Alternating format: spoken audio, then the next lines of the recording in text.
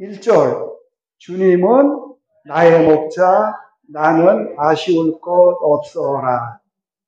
그래서 주님은 나의 목자 엘로이, 우리가 공부했던 엘로이가 바로 여기서 나오죠. 주님은 나의 목자, 그 다음에 나는 아쉬울 것 없어라. 왜 아쉬울 것 없어요? 모든 것을 다 공급해 주시는 그런 분이기 때문에, 준비해 주시는 분이기 때문에. 그래서 야훼 이레 라는 것이 이제 여기 나오죠. 다윗이 그 필리스티아 장군 골리앗을 이기는 내용을 우리가 알잖아요. 그때 그 돌팔매를 해갖고 이긴다고 이제 그게 나왔는데, 그때 다윗의 형들이 있었죠. 근데 이 아이가 형들 전투했는데 쫓아갔다가 거기서 골리앗을 골리앗과 싸우게 되고 이겼습니다. 그래서 승승장구 사울의 눈에 들고 결국은 이스라엘의 왕이 됐는데, 그 다윗의 소년 다윗의 직업이 뭔지 혹시 아세요? 그렇죠. 목동이었습니다. 목동. 그래서 양의 성질을 잘 알고 있었어요. 양이 얼마나 독립적이지 못한지. 양은 자급자족을 못합니다. 양떼를 의미하는 거예요. 양떼를. 목자가 들고 다니면서 오늘은 이쪽 풀 뜯어 먹어라, 내일은 저쪽 끌고 다녀야 돼요. 그 다음에 물가로 데리고 가야 됩니다. 그리고 쓰러지면 양은 잘 일어나지 못한대요. 그리고 눈이 굉장히 나쁘답니다. 그런데 귀는 무지하게 발달했다고 그러죠. 소리를만 들으면 이게 내 주인의 소리인지 다른 사람들을 다 안돼요. 그래서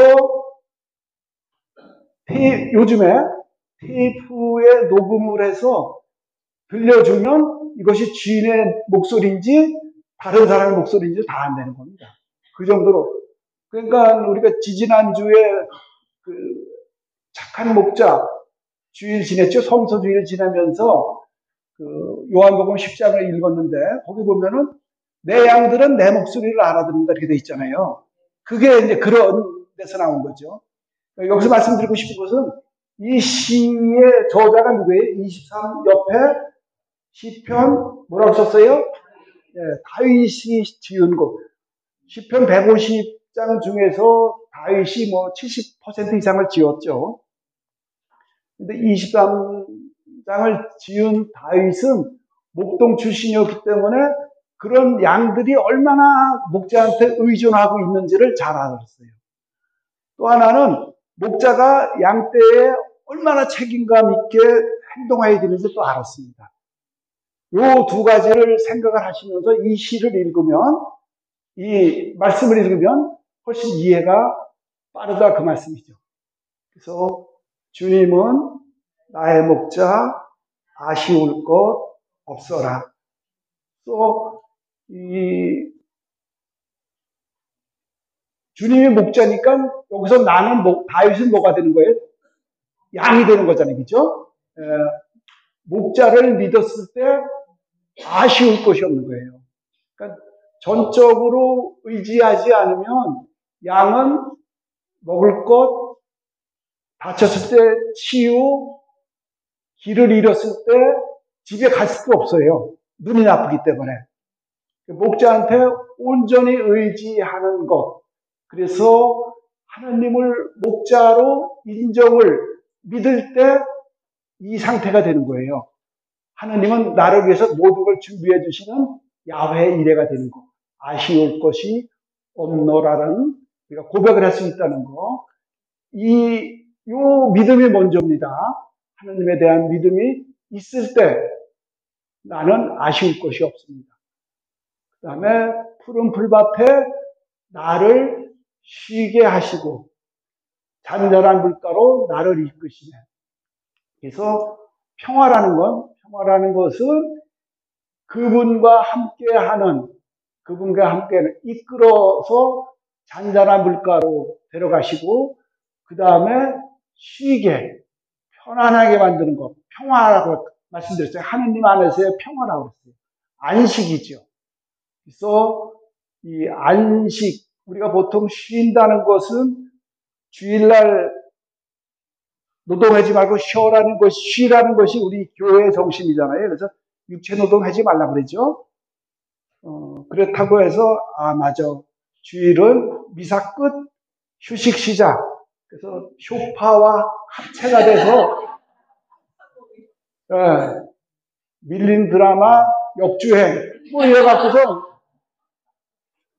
하루를 그렇게 보내는 것, 세상적인 것으로만 쉬는 거하고는 조금 다릅니다.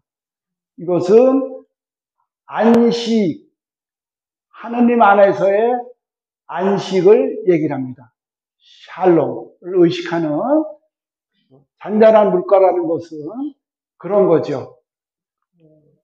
아까 이 양들이 물 먹는데도 목자의 인도 없이는 안 된다는 거. 그래서 잔잔한 세상 안으로 세상 안에서 그 하나님과의 안식을 누리는 것. 이것이 2절이 우리한테 들려주는 그 말씀이라고 볼 수가 있겠습니다.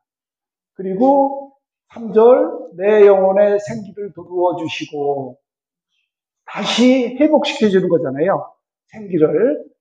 그래서 야훼 라파 치유, 회복, 야훼 라파 바른 길로 나를 끌어주시리. 아까 길이라고 했잖아요. 정의가 의로운 길. 야훼 시드 헤누. 그래서 우리가 가야 될 길, 올바른 길을 인도해 주시는 목자라는 거죠.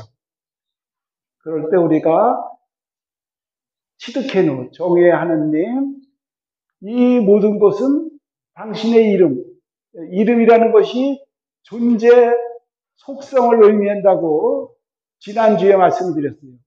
그래서 하느님의 속성이 그렇다는 거죠.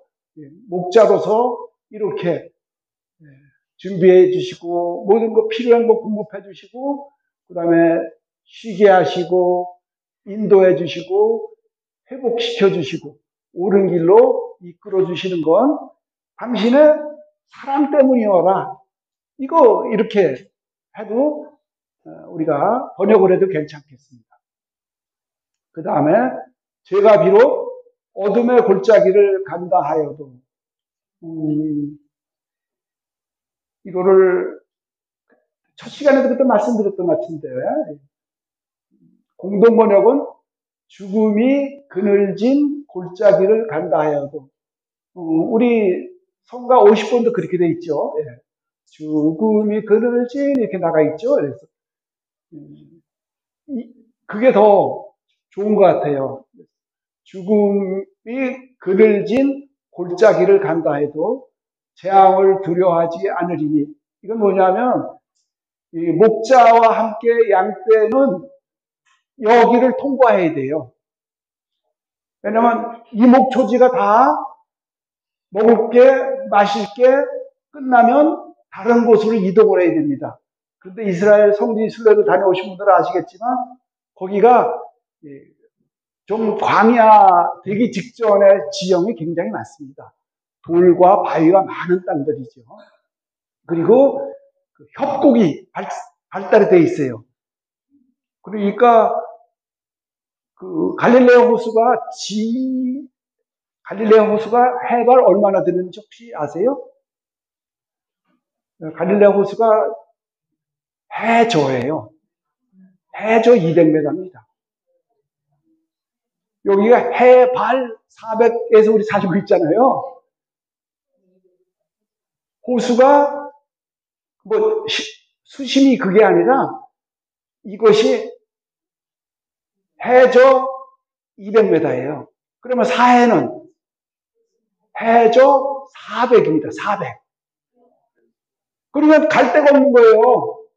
그나마 갈릴레아 호수에서 나온 물은 요르단강을 통해서 해저 400이 되는 사해까지는 가는데 사해는 더 이상 보낼 수가 없어요.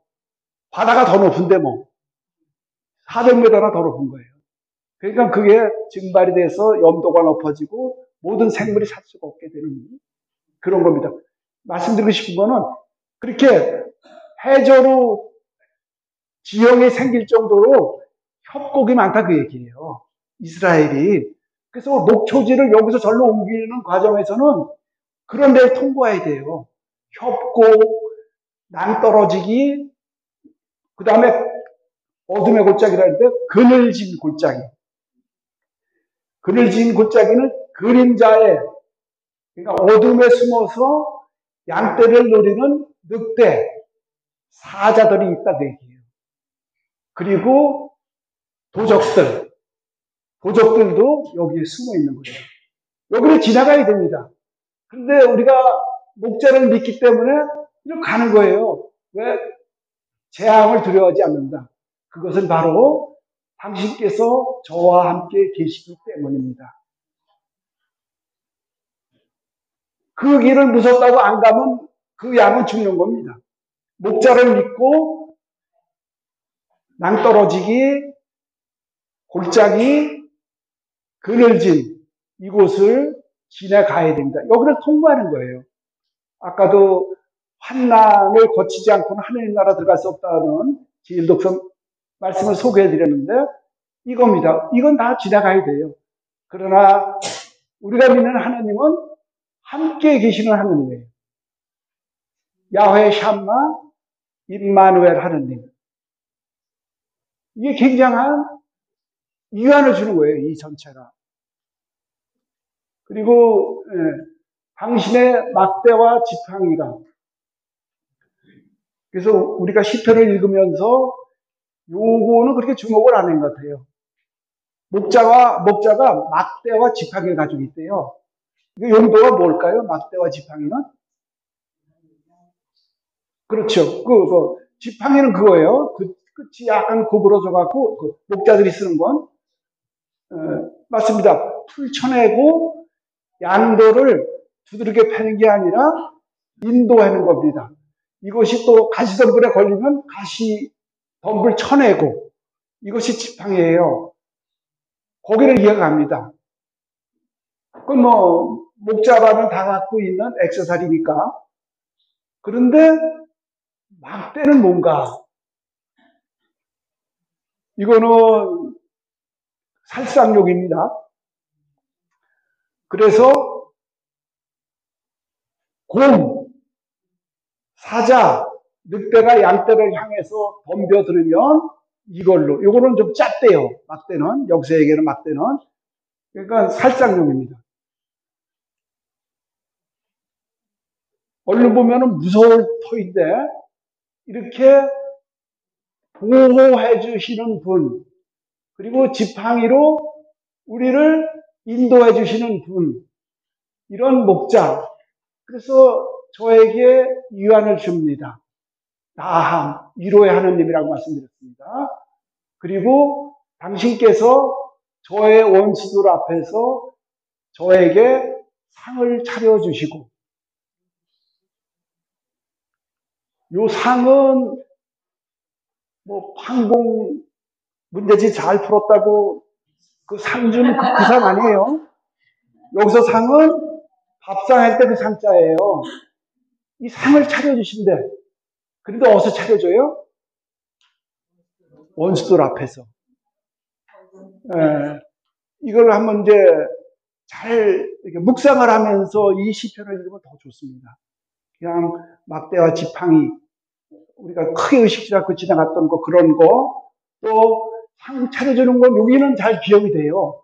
그런데 원수들 앞에서 내가 이 세상 살면서 그리스도인으로 살면서 나름대로 비난도 받고 조롱도 받거든요. 야, 너 거기 맨날 일요일마다 나가는데, 아이고, 특히 이제 우리 같은 믿지 않는 친구 녀석들은 꽤 이제 불평불만이죠. 아유, 저 새끼 아주 하늘 때문에 아주 좋은 친구 뺏겼다고 그러는데, 그런 비아냥 그리스도인을 들을 수밖에 없거든요. 그 다음에 무엇보다도 우리를 유혹에 빠뜨리고자 그렇게 도단히 노력했던 악령들, 이런 것들 앞에서 상을 차려주신대요. 아까 제가 예레미야서 20장 12절에 만군의 주님 제 성사 당신께 맡겨오니 당신께서 저들에게 복수하시는 것을 제가 보게 해 주십시오 이거잖아요. 그런 소원을 풀어주신 거예요. 이 원수들 앞에서 왼수라고 하는 게 더 낫겠네요. 네. 상을 차려주시는 거 잔치죠. 축복이죠. 대단한 보상을 베풀어 주시는 겁니다. 요 앞에서 먹으면서도 굉장히 고소할 것 같아요. 야훼 니시 최종 승리는 그분 편에 섰을 때 주어지는, 그리고 제 머리에 향유를 발라주신다. 이건 환대의 의미거든요. 그 다음에 신분의 격상입니다. 기름 부음을 받는 게 구약에서는 왕, 예언자, 사제로 우리로 말하면 성품 될 때, 서품 될 때 발라주는 거거든요. 그 향유를 내 머리에 발라주신다. 품격이 달라지는 거죠. 그리고 제가 가장 좋아하는 거, 술잔이 가득하다는 거. 술잔은, 여기서 말하는 술잔은 세상의 술잔이 아닙니다. 세상 것으로 가득 채워진 술잔이 아닙니다. 이것은 하느님의 은총으로 채워진 가득한 술잔. 시편 그 16장 5절에 보면 이런 말씀이 있습니다. 제가 받을 몫이며 제가 마실 잔이신 주님, 당신께서 제 운명의 제비를 쥐고 계십니다. 그 술잔, 내 세상에서 주님을 따르기 위해서 운명으로 받아들였던 그것을 하나님께서 은총으로 가득 채워주신다는 거죠. 야, 위로주야, 꽉 채울게. 하나님 그러실 것 같아요. 그리고 폭삭 속았수다. 수고했다 살다 오르라고. 이 잔치입니다. 이 잔치. 야훼 나함. 저의 한평생 모든 날에 호의와 자애만이 저를 따르리니 다 돌봐주셨다는 거죠. 뒤 돌아보면은 한평생 모든 날에 다 도와주셨다는 거예요. 목자 엘로이. 그래서 일생토록 주님 집에서 사오리다. 그러니까 죽어서 주님 집에서 사오리다가 아니라 여기서부터, 지금 여기서부터 하느님과 함께 살겠다는. 그래서 시편 23장에 나타난 이 구절구절이 다 하느님과 함께 했을 때 하느님이 어떤 분인가를 우리가 실감케 하는 그야말로 하느님 이름의 종합 선물 세트라는 거. 그래서 우리가 시편 23장을 하느님 이름과 더불어서 찾아봤습니다. 그래서 하늘에 계신 우리 아버지 이름에 대해서 지금 알아보고 있는데, 요거는 우리가 시작 기도 때 이렇게 같이 알아봤으니까 하느님 이름에 대한 믿음이 필요합니다. 그러니까 하느님 이름은 하느님의 존재죠. 여기 124장 8절 아까 읽었던 것처럼 우리의 도움은 주님의 이름에 있으니 하늘과 땅을 만드신 분이시다. 이 믿음이 중요합니다. 근데 믿을 때 아까도 말씀드렸지만 예수님의 이름으로 기도드렸습니다. 영혼 없이 내 진심 없이 이름만 부르면은 안 된다는 게 사무엘 상권 7장 12절의 말씀입니다.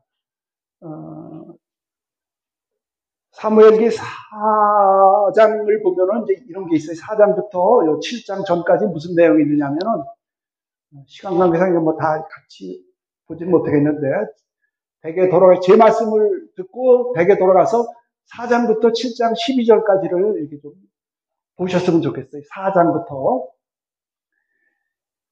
이스라엘 백성과 필리스타인들이 전쟁을 벌였어요. 4장을 보면은. 그래서 누가 이기냐 지느냐가 정말 막상막하였는데 그때 하느님의 궤라는 것이 십계명이 들어간 그다음에 그 아론의 그 지팡이가 들어간 궤가 있거든요. 구약성경 나중에 같이 공부할 기회가 되면 그런 거 좀 같이 살펴봤으면 좋겠는데요. 하여튼 그 계약의 궤가 있어요. 그 궤가 이스라엘 진영에 도착을 했습니다. 계약의 궤는 하느님 존재를 의미하는 거예요. 하느님이 이스라엘 진영에 도착을 했어요. 이스라엘 군인들이 환성을 질렀습니다. 그 환성을 들은 필리스타인들이 그 환성의 이유를 듣고 낙심을 했어요. 왜? 이스라엘의 하느님이 저쪽 진영에 도착을 했대. 우리는 졌다. 이렇게 생각을 한 거예요. 붙었습니다. 어디가 이겼겠어요? 이겨야 될 터인데 졌어요. 왜? 괴만 있으면, 하느님 이름만 있으면 될 줄 알았죠. 저는 이것을 부적신앙이라고 해요. 부적신앙. 부적만 갖고 있으면 되는 것처럼. 하느님 이름만, 하느님 괴만 있으면 다 이기는 게 아니란 얘기죠. 졌어요. 오히려 그 괴를 뺏겼어요. 그래서 필리스티아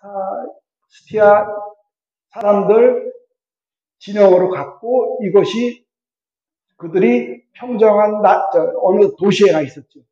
근데 그 도시에서 계속 이상한 일이 발생하자 이거 야훼의 괴는 우리하고 체질이 안 맞는 말이다. 그래서 다시 돌려주죠. 이스라엘에게. 도저히 보관을 못하니까. 그리고 그 괴를 돌려받은 이스라엘 사람들이 20년 동안 뭘 했느냐? 전심으로, 그러니까 신명기 6장 5절의 말씀처럼 마음을 다하고 정신을 다하고 힘을 다하고 목숨을 다해서 하나님을 섬겼습니다. 그리고 20년 후에 다시 붙었어요. 그때 백승을 했습니다. 그리고 비를 세웠어요. 돌을 갖다가 세웠습니다. 그것이 바로 7장 12절의 말입니다. 돌의 이름을 뭐라고 그랬느냐? 에벤에젤. 우리 성경은 에벤에젤이라고 나와 있어요. 근데 저는 공동 번역에 에벤에젤, 이거 뭐 개신교도 이렇게 다 쓰니까 거기 에셀이라고 쓰죠. 이게 돌이라는 뜻이에요. 에벤에젤, 도움의 돌. 그래서 가끔 그 빵집 이름도 이런 거 쓰는 집이 있더라고요, 보니까. 뭐라고 하면서 에젤이라고 이름을 지었느냐면은 하느님께서 여기까지 도우셨구나. 그러면 그런 의미에서 에벤에젤 도움의 돌을 세웠습니다. 하느님의 이름에 대한 믿음 좋지요. 그러나 영혼이 없는 정말 전심으로 전력으로 하느님에 대한 충성도 없는 믿음은 부적신앙이라는 거. 그것은 결코 우리에게 에벤에젤이 될 수가 없습니다. 이름에 대한 신앙을 여러분들과 함께 보면서 강조드리고 싶은 것은 믿음에 대한 순전성, 순전, 깨끗한 믿음, 순수한 믿음을 말씀드리고 싶습니다. 그래서 주님의 이름은 경외해야 합니다. 경외. 경외는 어떤 의미냐면은 두려워하는 거예요. 그런데 벌벌 떠는 두려움이 아니라 존중 가운데 받들어 부르는 이름. 이것이 경외입니다.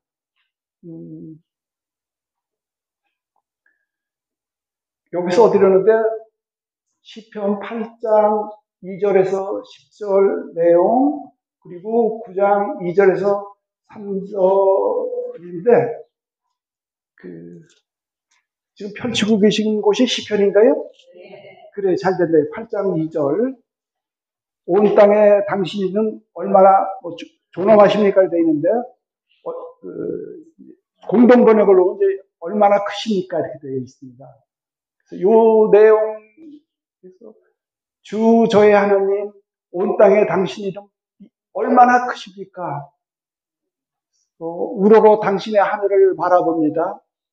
당신 손가락의 작품들을, 당신께서 굳게 세우신 달과 별들을. 그리고 나서 그 고백을 하죠. 인간이 무엇이길래 이토록 기억해 주십니까?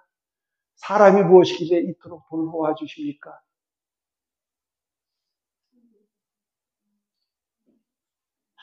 이게 경외 같아요. 그리고 기억을 했으면 좋겠습니다. 하느님이 또 기억을 해주신다니까. 사람이 무엇이길래 이토록 기억해 주십니까?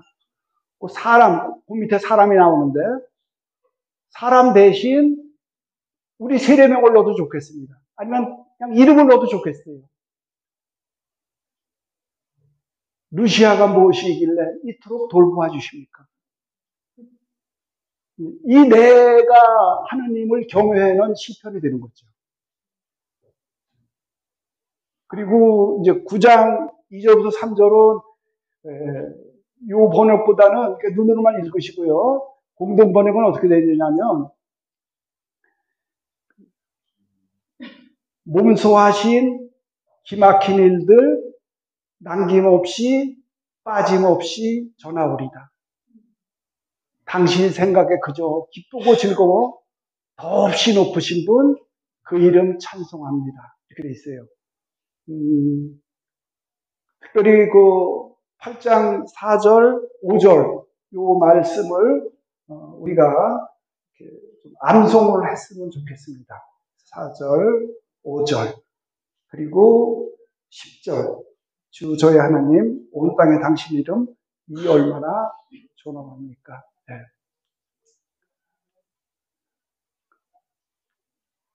그래서 예수 이름 기도라는 게 있는데, 혹시 들어보셨나 모르겠어요. 예수 기도라고 해서. 이 두 번째 거. 주 예수 그리스도님 저희에게 자비를 베푸소서. 이거를 만트라라는 말씀은 들어보셨어요? 만트라? 네. 쉽게 말하면 그냥 남야부 탑을 관세음보살, 남묘 호랑개교 이런 거 있죠? 주문처럼 이렇게 끊임없이 이어놓은 거, 힌두교에도 있고 불교에도 있고 있습니다. 근데 우리보다는 19세기에 쓰여진 어느 순례자의 이야기라는 책이 있는데, 그 책을 이제 번역이 돼서 우리나라에서도 개신교에서 나온 게 예수 기도로 나와 있고, 또 우리 가톨릭에서는 어느 순례자의 기도라고 해서 제법 많이 팔렸습니다.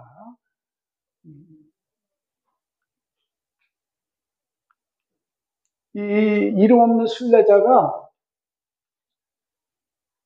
삼위일체 대축일 날 미사에 참여를 했어요. 우리 가톨릭이 아니라 정교회죠. 러시아 사람이니까. 미사에 참여했는데, 그 독서가 테살로니가 5장 16절, 17절, 18절로 이어지는 우리가 잘 아는 항상 기뻐하십시오. 끊임없이 기도하십시오. 어떠한 처지에 있든지 감사하십시오. 그 중에서 끊임없이 기도하라는 말씀에 꽂혔어요. 아니, 세상 살아가기 얼마나 바쁜데 끊임없이 기도하라니. 또 그전에는 쉬지 말고 기도하라는 얘기로 돼 있었죠. 쉬지 말고 어떻게 기도를 해? 그래서 이 사람이 배우기 위해서 순례를 떠납니다. 20살 때. 그래서 여러 군데를 다니면서 강론도 듣고 가르침도 듣고 그랬는데 들려오는 건 전부 일반적인 기도 내용. 기도는 왜 하는가? 기도의 종류는 뭔가? 기도의 효과는 어떤 건가? 뭐 이런 것만 있는 거예요. 어떻게 쉬지 않고 기도하라는 것에 대해서는 이 얘기를 못 들은 거예요. 그래서 다시 순례를 떠납니다. 그런데 어디 가서 스승한테 들었는데 이 스승이 예수 기도를 알려준 거예요. 예수님이 앞에 계시다고 생각하면서 언제나 어디서나 마음으로 끊임없이 예수님의 이름을 부르는 기도. 이것이 예수 기도다. 조금 힘들지만 인내를 가지고 해봐라. 그래서 이 사람이 일주일 동안 3,000번을 했대요. 주 예수 그리스도님 저희에게 자비를 베풀어 주십시오. 이거를 3,000번을 한 거예요. 처음에는 뭐 실증도 나고 뭐 그러다가 더구나 분심 때문에 기도 중에 분심 때문에 뭐 굉장히 힘들었대요. 그런데 여하튼 다 마친 거예요. 일주일 후에 그분한테 가서 스승 앞에 가갖고 얘기를 했어요. 제가 3,000번 하는데 굉장히 힘들었어요. 그랬더니 이분이 묵주를 주더래요. 묵주를 주고 앞으로 일주일 동안 6,000번 해라. 그래갖고 와서 한 이틀 동안은 그거 막 3,000번 되는 6,000번이야 뭘 해갖고 묵주까지 줬겠다 해갖고 했는데 이틀까지는 괜찮은데 이틀 지나고 나니까 힘들더래요. 여하튼 6,000번을 마치고 스승한테 가서 얘기를 했답니다. 그랬더니 조금 더 일찍 일어나고 조금 더 늦게 자면서 12,000번을 해라. 그래서 12,000번 시작을 했습니다. 12,000번 하려면 하루에 얼마큼 해야 되는지 뭐. 그러니까 혀는 얼얼해지고 턱은 굳어지고 묵주를 돌리는 손은 딱딱해져 오기 시작을 한 거예요. 그런데 그러면서도 그 가운데에서 그 기도가 입에서 마음으로 들어간 걸 느꼈어요. 그리고 그거 힘들어서 잠깐 쉬면은 굉장한 공허감이 밀려오고 그래서 12,000번까지 했습니다. 그리고 이게 되더라는 얘기죠. 그래서 어느 순간이 되니까 심장 박동 소리를 의식을 하면서 이 박동 소리에 맞춰서 그 기도를 한 거예요. 그래서 쉬지 않고 기도하는 경지에 이 사람이 오른 거예요. 그래서 여러 사람을 만납니다. 그래서 이 쉬지 않는 기도를 누구한테 가르쳐서 그 사람이 며칠을 했더니 나중에 들었더니 술을 완전히 끊었다는 얘기부터 해서 뭐 13km 앞에서 벌어질 일을 여기서 알고 갔다는 등 그런 내용으로 된 책이 있습니다. 그래서 중요한 것은 예수님의 이름으로 기도를 드리는데 요 기도 짧잖아요. 주 예수 그리스도님 저희에게 자비를 베푸소서. 이걸 해갖고 이 사람 얘기는 성체를 모시기 전에 예수 기도를 해라는 거예요. 주 예수 그리스도님 저에게 자비를 베푸소서. 그리고 특별히 분심, 잡념, 악한 생각이 떠오르면 이걸 하라는 거죠. 근데 그거는 아마 이제 지금 제가 드리는 말씀 여러 군데서 다른 데서 들으신 분들 많을 거예요. 이게 오래됐으니까 우리 교회에 들어온 지가 또 선풍적으로 이렇게 나름 관심을 가졌으니까 기도하실 때 분심 들 때 이 기도 주 예수 그리스도님 저에게 자비를 베풀어 주십시오. 베푸소서. 이거를 분심 들 때마다 하면은 확실히 제어가 잘 됩니다. 그리고 유혹에 빠질 때 주 예수 그리스도님 저희에게 자비를 베푸소서. 그 공관 복음서 보면 눈먼 사람 고치는 이야기가 다 나오거든요. 그때 그 맹인들이 길바닥에 있다가 예수님 지나간다는 소리를 듣고서 외치는 소리가 바로 이거예요. 다윗의 자손이신 예수님 저에게 자비를 베풀어 주십시오. 이게 우리 이사 때 자비속이 바로 여기서 나온 거죠. 그래서 요 주 예수 그리스도님 저희에게 자비를 베푸소서. 이것을 성체 모시기 전에 이번 주부터 한번 해봅시다 우리가. 예, 그리고 기도해야 돼. 이거 들을 때, 이럴 때 이걸로. 그래서 이거를 하되 이런 순수한 마음으로 하는 게 중요합니다. 순수한 마음 중에 하나는 요 말씀만 드리고 이제 끝을 내겠습니다.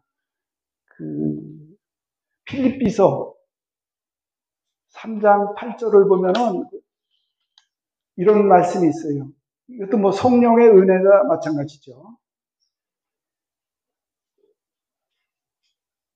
나는 우리 주 그리스도 예수님을 아는 지식의 기고한 가치 때문에 다른 것들을 해로운 것으로 여깁니다. 나는 그리스도 때문에 모든 것을 잃었지만 그것들을 쓰레기로 여깁니다. 이러한 순수한 마음, 열정이 있으면 이 기도를 제대로 할 수 있고 그런 마음의 준비로서 이 기도를 이럴 때 바치면 우리가 정화될 수 있고 하느님의 보호를 받을 수 있다는 거 말씀을 드리고 싶습니다.